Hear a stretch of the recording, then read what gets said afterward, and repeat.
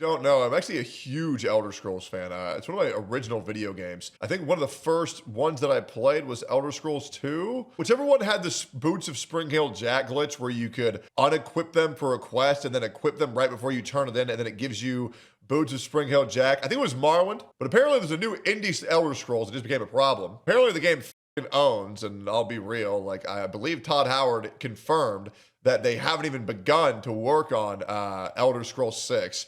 Is what I heard, because they're only now just finishing up on Starfield. But I've been waiting on Elder Scrolls 6 for like 8 years, what feels like forever. Latest RPGs Tainted of the Grail. last I haven't 10 heard of years this. is nothing but an Elder Scrolls wannabe. That's what PC Gamer just called it anyway. A game that just sold 1 million copies, made by an indie studio of just 50 developers. An RPG with more depth, build variety, and choice than anything Bethesda has shipped this decade. And honestly, that got under my skin. Because calling it a wannabe is not only lazy, I mean, it looks it's completely really good. backwards. It's not trying to be another Elder Scrolls. Wait, this looks insanely good. Is this game already out? I don't know how I haven't heard or seen of this, but this looks incredible. Tainted Grail is great. I'm halfway through the DLC.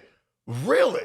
Shit, maybe I'll play it. It's doing what Elder Scrolls used to do before Bethesda stopped trying, before they stopped caring. The skill progression, the quest choice, the weird sandbox systems that let you break things, the genuine consequences that actually stick. This is the game that Bethesda should be studying, because when Elder Scrolls 6 finally drops, if it drops, they better hope it's even half as good as what a 50-person indie team from Poland just built. And I'm going to show you exactly why. This is Tainted Grail, the Fall of Avalon, a first-person open-world RPG set in a dark Arthurian world, not the Noble Knights and Round Table version, the other one. Lakes of blood, a decaying Camelot picked apart by plague, and Arthur's ghost, bitter and self-aware, watching you clean up the mess he left behind. It was built by Questline Studio, a subsidiary of Awaken Realms, a Polish board game publisher, and that background actually matters, because board games live or die on meaningful choices. Every decision has to count from the start. That philosophy came with them when they made this. The game launched into early access in 2023 and spent 2 years actually listening to player feedback, which already puts them miles. That's so rare, and I understand why some companies don't listen to player feedback,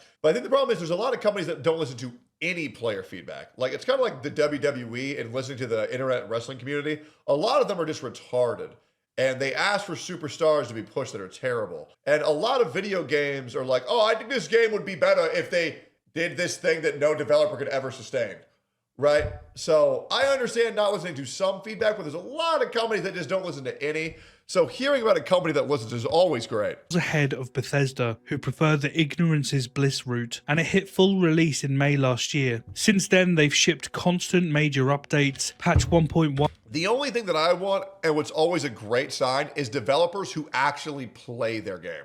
That's why games like Warframe have so much love in them, because the developers love their game. Or games like Hollow Knight and Silksong, because the developers love their game. Added New Game Plus, Transmog, new dungeons, patch 1.2 which dropped last week, overhauled the entire third act with new locations, quests, enemies and layout changes. A free DLC coming end of March this year too. Oh, shit, and they just really? recently dropped Sanctuary of Saras, their first full expansion, 15 hours of content, 20 plus dungeons, 100 new equipment pieces, 3 entirely new skill trees. This isn't just a studio building an RPG, this is a studio listening to the players, committed to making the best RPG they possibly can. Not bad for a wannabe, eh? We all miss the times where RPGs actually trusted you to think, where you could go anywhere, try anything, break everything, and the game would just... Dude, I don't think I've ever been sold on a game harder. I actually might play this game today. This looks incredible. Just let you do it. No endless quest markers holding your hand, no obvious correct choices. That freedom has been disappearing in front of our eyes. But Tainted Grail is absolutely dripping in it, in a way that we haven't really seen in a fantasy RPG since Morrowind. You want to get better at swords, use a sword. Better at magic...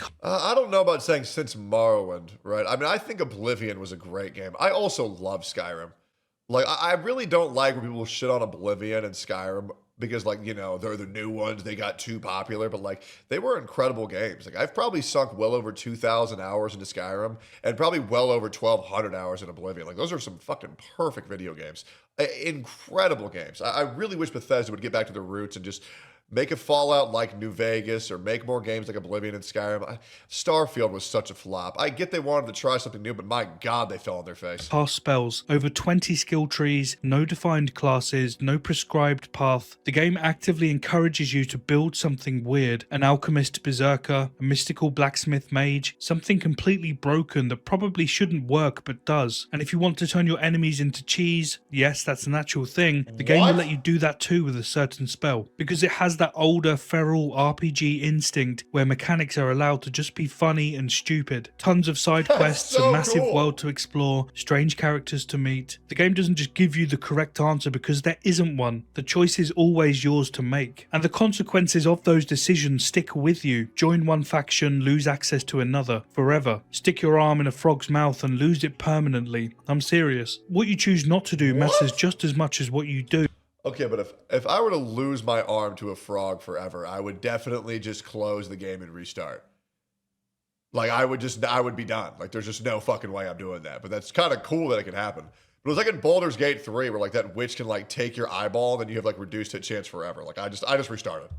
That's the philosophy of the entire game. And if all of that sounds familiar, it should, because that's exactly what Elder Scrolls used to be before Bethesda decided it was too complicated for you. So calling Tainted Grail an Elder Scrolls wannabe is bordering on an insult. It says that Tainted Grail is chasing something, trying to imitate, playing catch up, except the Elder Scrolls abandoned all of this depth over 20 years ago. The Elder Scrolls 3 Morrowind had proper attributes, stats that actually changed how your character moved through the world. Skill progression was tied to how much you used them. Genuine choice, complexity that rewarded experimentation, quests you could actually fail at, NPCs you could kill and break entire storylines, factions that were at war with each other and actually meant it, and you had to pick a side. And then came Skyrim, attributes gone, skill trees simplified, and somewhere along the way you can be the Archmage of the College of Winterhold without casting a single spell. You can lead the Companions and the Thieves Guild and the Dark Brotherhood simultaneously. You can't fail most quests because the game quietly makes sure that you can't. Half the NPCs are flagged as essential, so you literally cannot kill them even if you... I don't know, man. Like, I get if somebody doesn't think Skyrim isn't as good as Morrowind, but like to say it's a bad game, I just don't think that that's true. I think Skyrim was so fucking good, bro. Don't get me wrong, did they water down some of the, the level up mechanics? Sure. Did some of the quest lines fall a little bit flatter than they did in Oblivion? Sure. Like, I hated how they took out like athletics and acrobatics.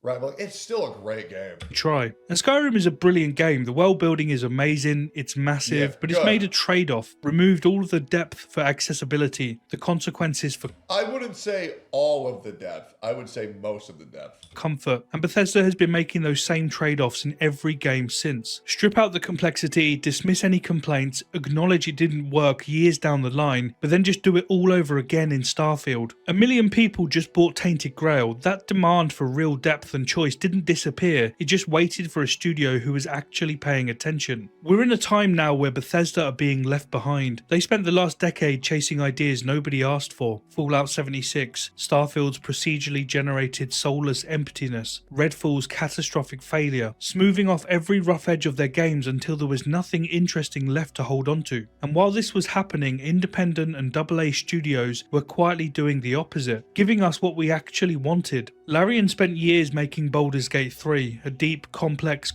I hate how I've never beaten Baldur's Gate 3. I've only beaten Act 1, and then everybody who I play with quits. And I feel like that's so insulting, because Shadows of Amn, Baldur's Gate 2, was incredible, a fucking masterpiece.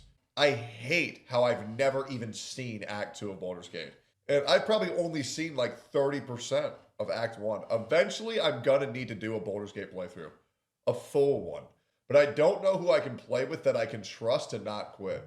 That's the problem. Consequence-driven RPG where your choices I wonder how good it would be solo. Is actually matter, where you can break quests, kill important characters, fail spectacularly, and the world responds. It's now sold over 20 million copies, one game of the year, nobody saw it coming, least of all the publishers and studios like Bethesda, who'd spent years telling us complex RPGs weren't viable. And then Warhorse Studios shipped Kingdom Come Deliverance 2, a massive, dense, historically accurate RPG that doesn't hold your hand, doesn't protect you from failure, and expects you to actually engage with its systems. It's better solo?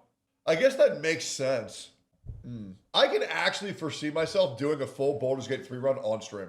At least now that I'm on Rumble. I wonder if chat would like that. Maybe that could be fun. Another massive hit. And now Questline, 50 people built Tainted Grail, an RPG with more genuine depth and consequence than anything Bethesda has released Bro, this looks fucking amazing. this decade. The appetite for complex choice-driven RPGs never disappeared. Bethesda just decided those players didn't really matter anymore, so those players found studios who thought they did. And now here we are, the wannabe Elder Scrolls quietly doing everything Bethesda forgot how to. So if you've been waiting for the kind of fantasy RPG that actually trusts you, that gives you real choices, real consequences, real freedom to experiment and break things, this is it. This isn't an Elder I will say though, once again, bro, if I'm playing this game and I lose my arm to a frog, I'm uninstalling the game. I'm just being completely honest, right? If I don't have a backup save or if I have to go back more than 30 minutes, I'm just quitting the game, straight up.